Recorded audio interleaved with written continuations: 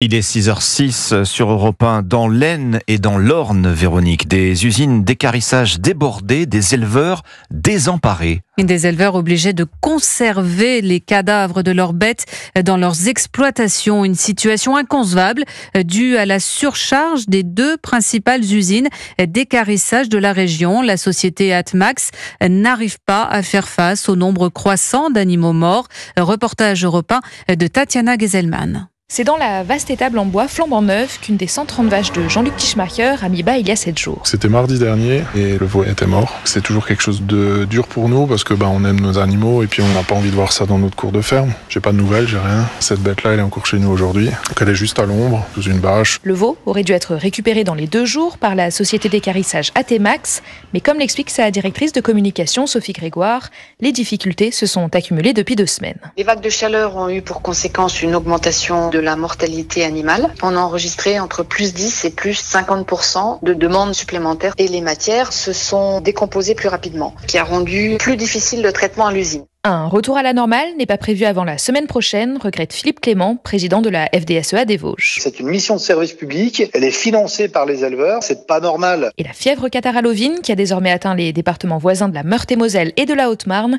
fait craindre une nouvelle accumulation du nombre de cadavres. Ungersheim, Tatiana Geselman, Europe 1.